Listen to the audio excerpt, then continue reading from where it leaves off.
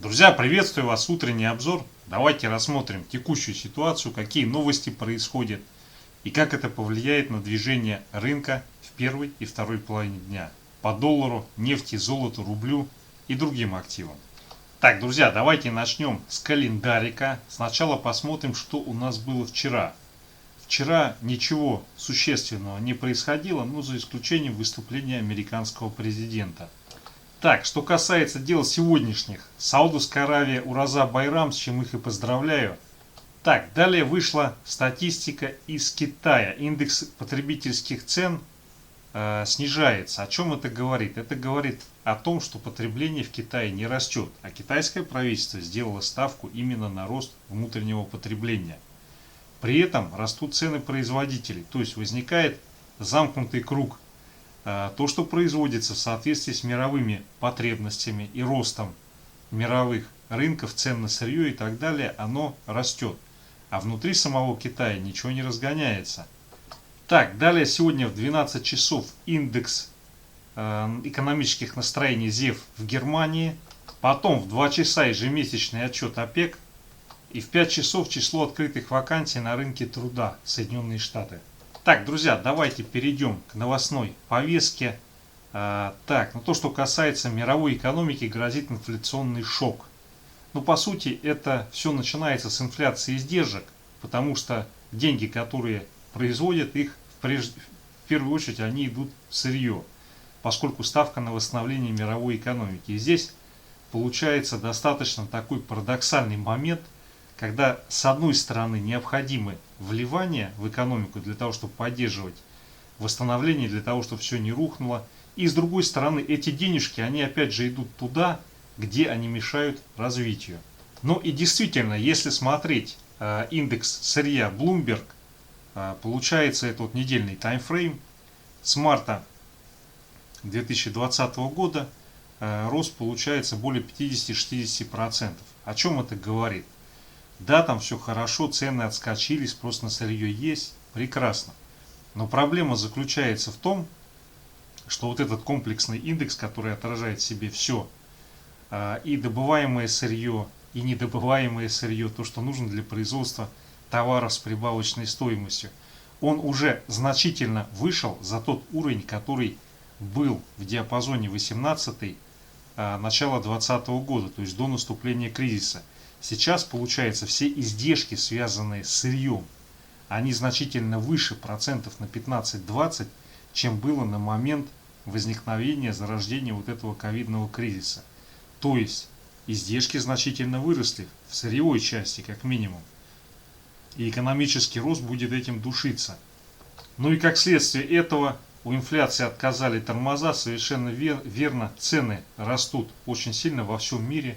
В России это вообще беда, потому что в России, по сути, монополии всем заправляют. И поэтому Россия вот к этой теме, она наиболее уязвима. Так, в Америке новая интересная тема возникла, которая существенным образом повлияла на цены на нефть, спрос на нефть. Это кибератака на Colonial Pipeline, нефтепровод, который проходит в Америке. И, соответственно, сейчас начинают идти разговоры относительно того, причастна, не причастна Россия. Раз разговоры пошли, значит, скорее всего, скоро окажется, что причастна. Это вполне логичный ход. Не могу судить относительно степени причастности, непричастности, но эту карту, я уверен, будут разыгрывать для того, чтобы создать определенные напряжения и рычаги давления. При этом возник еще такой интересный момент. Активизация в США расследования гаванского синдрома. Но это когда американские дипломаты, они себя начинали плохо чувствовать. Но все это пошло с Гаваны. И, соответственно, к тому, что американские дипломаты себя плохо чувствовали, решили, что причастны сотрудники ГРУ. Сейчас как-то внезапно на фоне кибератаки на нефтепровод вот эта тема, она вдруг поднялась. И, соответственно, здесь, видимо, ищут какие-то дополнительные скелеты в шкафу для того, чтобы активизировать новые санкции. Так, друзья, далее иная новостная повестка по России. Глава Минприроды рассказал, когда в России закончится нефть и газ. Там, по-моему, речь, если не ошибаюсь, идет порядка 50 или 60 лет. Но на самом деле уже к 2035 году планируется, что мировое потребление нефти в качестве сжигаемого топлива, по крайней мере пока на бумаге, в Америке и Европе оно либо на 50% снизится, либо вообще к нулю упадет. И поэтому, ну, здесь как бы тот промежуток времени, который под это выделяют, он слишком значительный. Потом есть два момента. Такая вещь, как запасы, они постоянно меняются и пересматриваются. Что-то пробурили, что-то уточнили. Оказывается, что там плюс-минус туда-сюда. И следующий момент. Здесь скорее более важен другой тренд, который идет. Это как и в России, так и во всем мире. Он связан с тем, что растет стоимость добычи. Но это вполне объективный процесс, потому что по мере того, как добывают, нужно глубже и глубже проникать в толще.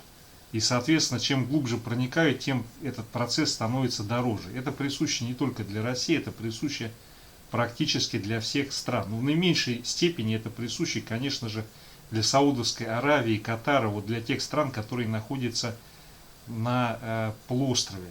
Потому что у них действительно достаточно несложно добываемые запасы, и их очень много. В большинстве остальных стран вот эта проблема, которая связана, ну даже сколько не с запасами, потому что это вещь бумажная, а со стоимостью добычи, она, конечно же, активизируется, и она начинает играть существенную роль. Но опять же, это сейчас на уровне разговоров, когда идет рост цен на сырье. В среднесрочной перспективе, если будет успешно проходить переход на зеленую энергетику и зеленые технологии, стоимость добычи нефти и газа, которая растет, и это естественно, она не будет играть существенной роли. Вопрос только в том, как вот эти утверждения, вот эти дебаты, которые не только в России поднимаются, но и во всем мире, они повлияют на цены на нефть. Судя по всему, то, что вот эту тематику ее и на Западе, и в России стали внезапно поднимать и мусолить, это как дополнительный рычаг для того, чтобы разогнать цены на нефть. Типа нефти мало, дорожает добыча и так далее и тому подобное. Так, ну вот в России появляется новый ритейлер Восточный Союз. Какое красивое название. Но это хорошо, потому что чем больше ритейлеров, тем все больше и больше они будут вынуждены друг с другом воевать. И, соответственно, это пойдет положительно оказывать влияние на уровень цен и на качество обслуживания. Муди предсказал замедление глобального роста из-за старения населения. Ну, спасибо, Кэп, мы это не знали. Вся Европа уже не одно десятилетие, и Соединенные Штаты, и все развитые страны, да, кстати, и неразвитые страны, они снизили темпы прироста населения, то есть меньше детей рождается в семье, и, соответственно, за счет этого сразу на повестку дня выходит проблема старения. Но это одно следует из другого. Соответственно, Муди предсказал замедление глобального роста, это и так было понятно. Тут, собственно говоря, и предсказывать ничего не надо. Вопрос заключается в другом. Какой выход будет из этой проблемы? Проблема действительно серьезная. То есть, если вначале это было позитивно, когда закончилась Вторая мировая война, произошло восстановление, то есть люди поняли, что они могут откладывать деньги и потом хорошо жить, это вполне естественно, то сейчас на фоне действительно улучшений жизни с одной стороны, с другой стороны на фоне того, что, наверное, все-таки есть какой-то мировой вселенский разум, который не дает человечеству наплодиться до такого количества, что Земля она просто захлебнется. Сейчас в ближайшее время, да, будет значительно усилено решение этой проблемы. Какое решение у этой проблемы есть? Ну, их два очевидных. Первое, это чтобы больше людей рождалось, как и раньше, но это приведет к кризису экологическому и вообще на планете. И второй момент, он связан с тем, чтобы человек как можно дольше сохранял продуктивную жизнь. То есть для этого нужны, соответственно, надлежащее развитие медицины, и в первую очередь, конечно же, это то, что связано с генетическими технологиями. Почему? Проблема старения, она проистекает, исходя из биологических процессов, потому что у человека постоянно, непрерывно, каждую секунду, каждую минуту идет синтез новых ДНК. Этот синтез идет через сначала распад спирали ДНК на две молекулы РНК, и потом каждая молекула РНК образует новый ДНК. Таким образом мы воспроизводимся, мы живем, мы существуем за счет этого обновления. Но проблема заключается в том, что каждый раз, когда происходит этот процесс, новая ДНК становится короче. И поэтому, собственно говоря, человек и стареет. Вот все эти негативные процессы с возрастом, они связаны исключительно с этим, с тем, что укорачивается ДНК, и с другой стороны есть еще следующая проблема, она связана с так называемым накоплением ошибок при трансляции и ретрансляции.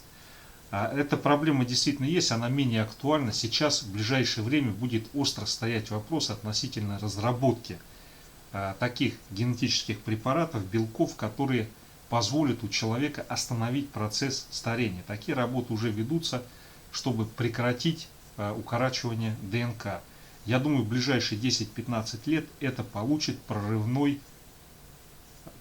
развитие. То есть выйдут на качественный новый уровень, когда действительно людям будут вводить определенные созданные биологические препараты, белки, которые будут процесс старения сводить на нет.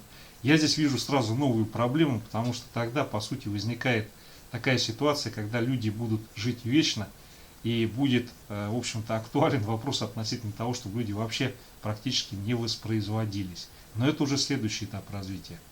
Так, друзья, ну вот далее началось. Руководитель Colonial Pipeline предупредил, что даже если поставки будут восстановлены, все равно будет дефицит топлива Соединенных Штатов, нефти и топлива. Так, ну вот, в общем-то, и понеслось. Остановили кибератаку, при этом пресекли поток данных, который уходил в Россию. То есть, видимо, они что-то нашли, либо отследили какие-то следы, которые ведут в Россию. На самом деле вопрос спорный, если нужно, можно любые следы найти. Вопрос действительно, кто за этим стоит на самом деле, потому что здесь бенефициаров у этой кибератаки их очень много. Фактически все экспортеры нефти, они могут рассматриваться как бенефициары этой атаки. Крупные американские нефтяные холдинги, которые занимаются производством топлива и бензина внутри страны, они тоже заинтересованы в этом. Так, ну и вот начинается экспансия китайских компаний, производящих электромобили на рынок Европы. В частности, NIO, которая считает себя основным конкурентом Tesla, она пытается выйти через норвежский рынок. На самом деле норвежский рынок автомобильный, он очень крошечный, и в качестве какого-то рывка захода это возможно, но мне кажется, здесь было бы более здраво начинать, например, с английского рынка или с французского. Мне кажется, это было бы более актуально. Так, друзья, ну и вот достаточно такая интересная новость. Она, с моей точки зрения, весьма спорная, но тем не менее она может иметь очень далеко идущие последствия. Дело в том, что на Сейшельских островах, где достаточно высокий, один из самых высочайших в мире процент привития, там пошел рост заболеваемости ковида. То есть в перспективе это может указывать на то, что те вакцины, которые произвели, они не очень эффективны и ситуацию не спасают. Это достаточно тревожный звонок, но есть одно но. Дело в том, что там основное привитие приходится на китайские и индийские вакцины. Индийская вакцина готовится по лицензии AstraZeneca. То есть это может быть вполне камень в огород китайских и индийских вакцин, а может быть действительно это окажется, что все вакцины, они не очень эффективны против ковида. Вот. Ну, я думаю, в ближайшее время мы узнаем, как развивается эта ситуация и аналогичные случаи. И вот если вакцины не работают, это действительно тревожный звоночек. А если это не более чем, скажем так, не очень хорошо сделанные вакцины или недобросовестная конкуренция против китайских и индусских производителей, я думаю, это тоже в ближайшее время 1 или 2 месяца это всплывет на поверхность. Так, друзья, ну вот казалось бы парадоксальная ситуация. Сырье растет, индекс сырья просто в космос улетает, а падают технологические компании. Почему? Ну, потому что технологические компании, они, в общем-то, бенефициары восстановления на текущий момент. До этого они были бенефициарами, потому что все сидели дома, а сейчас они бенефициары восстановления. И, соответственно, все эти разговоры о том, что растет сырье, оно неоправданно растет, нагнетается инфляция издержек, ведет к тому, что начинает проседать NASDAQ. Ну, надо еще помнить, что сейчас как бы май месяц, близится середина, поэтому в его просадке нет ничего противоестественного. Так, друзья, ну и вот новая проблема может прийти из Чили. Чили — это мировой Вегас по производству меди, и сейчас там возникла новая проблема. Помимо того, что там идут забастовки, массовые недовольства, сейчас еще, как оказалось, возможно, возникнет и уже возникает нехватка серной кислоты. Серная кислота нужна для выщелачивания, для производства меди, и, соответственно, рост цен на нее и нехваток может привести к тому, что начнутся перебои с производством и поставки меди, ну или еще новый виток цен на медь. Так, друзья, ну и вот опять же вопрос, который касается влияния старения населения на мировую экономику и в целом на Землю. Вот как раз Китай, он оказался на острие, потому что это страна, которая она на протяжении многих десятилетий развивалась экстенсивно, она, в общем-то, лидер экстенсивного развития, и вообще та идеология, которая стоит во главе нее, это является приматом и символом экстенсивного развития в любой сфере. Противоположность экстенсивного развития — это интенсивное развитие, когда качественно используются ресурсы. Вот. И сейчас как раз вот Китай, он окажется в более сложной ситуации, нежели Европа, потому что там из-за введенных в 70-е, по-моему, годы ограничений, одна семья, один ребенок, там сейчас, в общем-то, идет самый низкий прирост населения и самое значительное увеличение старого населения. Для экономики, которая ориентирована на производство, это просто кошмар. Ну и, соответственно, здесь идеология, которую сейчас пытается воплотить в жизнь китайское правительство о росте внутреннего потребления, она, скорее всего, в ближайший год или два даст значительный сбой. Так, друзья, далее давайте вернемся к графикам. Baltic Dry, недельный таймфрейм, но здесь ситуация, наверное, еще даже похлеще, чем у индекса сырья Bloomberg. Он вообще просто улетел. Рост по сравнению с 2020 годом вообще в 3 раза. И этот рост продолжается, и, соответственно, это раскручивает инфляционный сценарий, растет стоимость издержек. То есть это дополнительный фактор, который в определенный момент времени, я думаю, это уже наступит где-то осенью, когда вот эта инфляция, которая вызывалась для роста, она на самом деле окажется инфляцией падения. Так, друзья, далее китайский фондовый индекс CSI 300, он эту неделю проседал, но опять же, видите, пока здесь критичного пробития нету, он находится в проторговке, в консолидации. Вот. На текущий момент, конечно, вот это движение, оно будет негативно оказывать влияние на мировые площадки, на российскую. Открылся он с гэпом вниз, но сейчас он пытается закрыть вот этот разрыв. Не уверен, что сегодня получится, вот, но в любом случае определенный негатив есть, но он, скорее всего, будет умеренный, потому что по факту открытия с гэпом пошла попытка восстановления, которая пока не завершилась. Я думаю, сегодня она не завершится. Так, друзья, ну далее NASDAQ. NASDAQ начал сыпаться.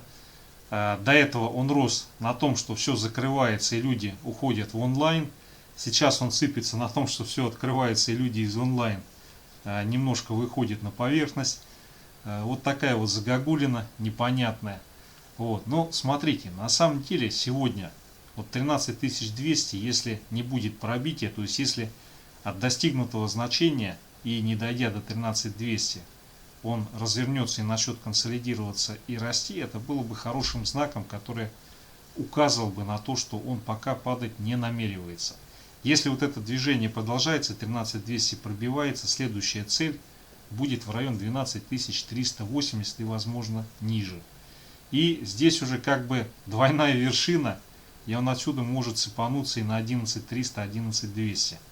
Поэтому как раз середина мая, я думаю, на этой неделе вот эта ситуация определится, пойдет, не пойдет движение вниз. Так, друзья, далее S&P 500. Сегодня он проседает солидарно с Китаем. Это SFD на фьючерс. Но смотрите, здесь на самом деле с ним-то все просто. 4100, потом 4085. Ну, 4080. Если этот диапазон не пробивается, все это продолжает оставаться консолидацией и проторговкой на хаях. Как только вот этот диапазон будет взят, движение вниз может пойти очень стремительно. Так, ну и вот наш друг Викс. Вчера он показал феноменальный рост и закрылся выше 18,5, 19,5. Звонок напряжный, пока не тревожный, потому что двадцаточку не пробили. Но сегодня, если с таким темпом движения продолжится, то, соответственно, уже сегодня будет попытка взять 23,6 и рынки начнут осыпаться. Так, друзья, далее индекс доллара, дневной таймфрейм. Но смотрите, здесь на самом деле первую цель движения, которая была на 90, мы сделали. Теперь здесь следующая задача будет решаться. Пойдет, не пройдет пробитие 90,6, 90,7. Если такого пробития не будет, то все нормально. Следующая точка остановки 89,17. Если такое пробитие будет, то здесь сразу формируется импульс движения, цель которого будет сначала 91, потом 91,5. Сегодня выходит важная стата по Германии. Посмотрим, как она будет отыграна, не отыграна. На дневках здесь произошел разворот. И, соответственно, если этот разворот пробивает 96, 90,7, вот этот диапазон, то это получается разворот. И пойдет он куда-то вот сюда. Если он не пробивает, то здесь мы немножко походим и пойдем в ближайшие дни на 89,17. Так, друзья, далее золото. Ну, смотрите, золото, оно находится в связке с индексом доллара во многом. Нельзя сказать, что прямо вот один в один, но очень они сильно взаимосвязаны. На текущий момент по золоту вопрос, будет или не будет откат с пробитием 18.21. Если такой откат происходит, то мы по золоту уходим корректироваться. Первая цель будет 1800. Вот пробитие 1800, оно весь этот рост, скорее всего, перечеркнет. Если не будет пробития 1800, все вот эти движения будут выкупаться и, соответственно, золото будут гнать, потому что наверху у него масса целей, вплоть до того, чтобы сделать перехай. Но переходя на часовой таймфрейм, здесь у нас ситуация в следующем заключается. Если сегодня до 15:30 будет пробой 18.828, то по золоту мы пойдем сначала на 1821 и потом, скорее всего, будем консолидироваться в этом диапазоне. Если здесь пробой не возникает, отлично. Тогда вот эта вся консолидация, набор позиций ведет к тому, что мы во второй половине дня пойдем тестить 18.47 и потом 1855-1854, возможно и выше. Поэтому здесь вот вопрос, будет не будет пробития. Так, друзья, далее нефть Brent, недельный таймфрейм. Нефть немножко хандрит и пытается сходить вниз, но не зря взламывали этот трубопровод. Так, друзья, ну вот переходя на дневной таймфрейм, здесь у нас задача будет не будет сейчас на текущий момент пробитие 67. Если 67, 66,5 устоит, то вообще как бы отлично. Все это приведет к тому, что отсюда от текущих значений либо от 67,3 будет отскок, и соответственно цель этого отскока движение на 71,5 и выше. Если здесь пробой происходит, то мы скорее всего уйдем тестировать 64. На самом деле все вот эти движения по нефти, которые сейчас идут, вот сейчас критичный уровень это 60. Если 60 будет пробит, то соответственно начнет она проседать. И возможно даже очень существенно. Но если 60 не взят, все эти откаты будут выкупаться. И будет она либо консолидироваться здесь, либо идти выше.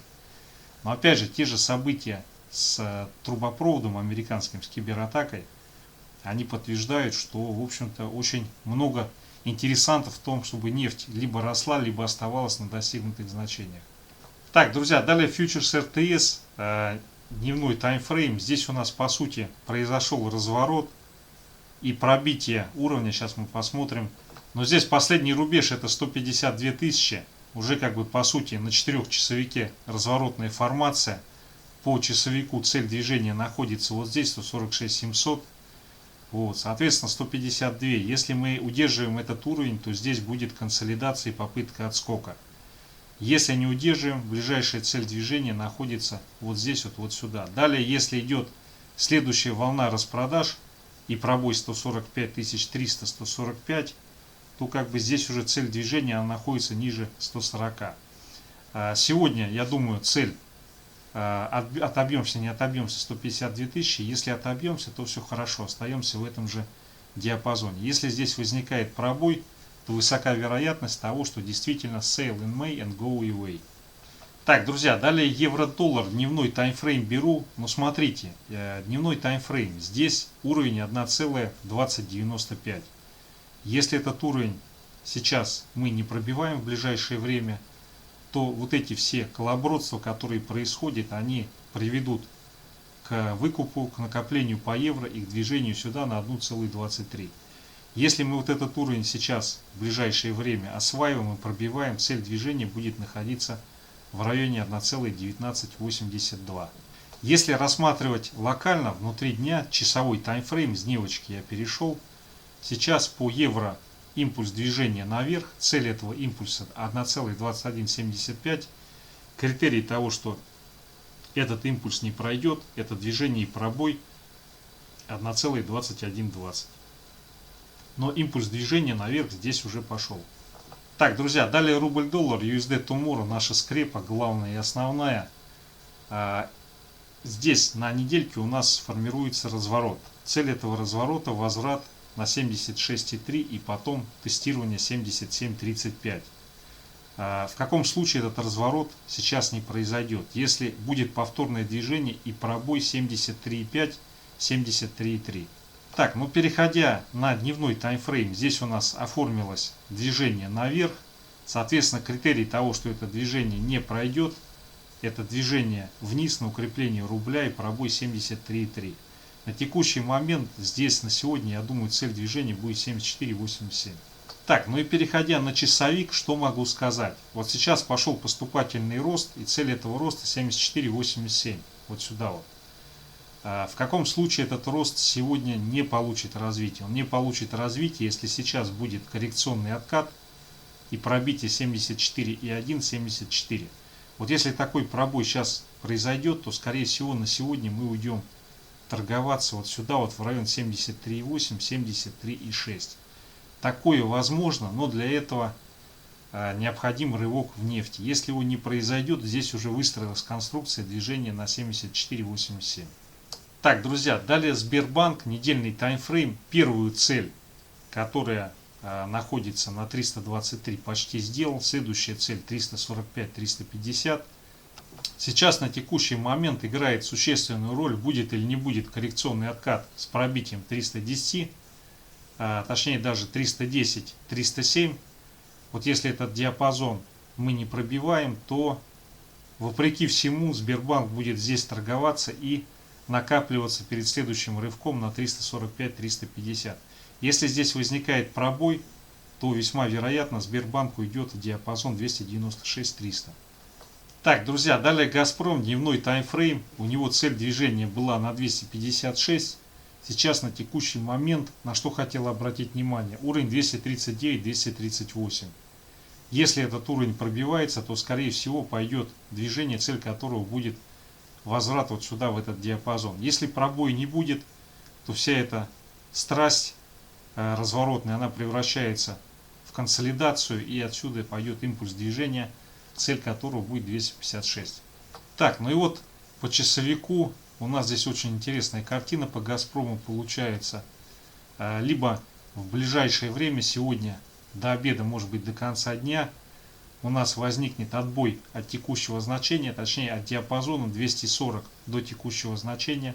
Если такого отбоя в ближайшее время не произойдет, он начнет проседать, и первая цель движения будет находиться вот здесь в районе 236,3. Потом движение может пойти и дальше на 230. Так, друзья, далее ГМК. ГМК подошел к своему ключевому уровню, который 270. Здесь у нас что важно? Важно у нас здесь уровень 26 тысяч. Вот 26 тысяч, если мы в результате вот этого отката все-таки пробьем, то весьма вероятно сегодня, завтра и так далее ГМК уходит в район 25,2. Если такого пробоя здесь не происходит, то в результате консолидации у нас пойдет отсюда импульс движения, цель которого потестить и пробить 28 250. Пока в большей степени рисуется движение вниз и консолидация в районе 26, 27, 150. Соответственно, пробой 26 тысяч уводит его сразу вниз. Если пробоя нет, купим силы, и нет времени на раскачку, будет рывок. Друзья, все, основные инструменты. Спасибо за внимание.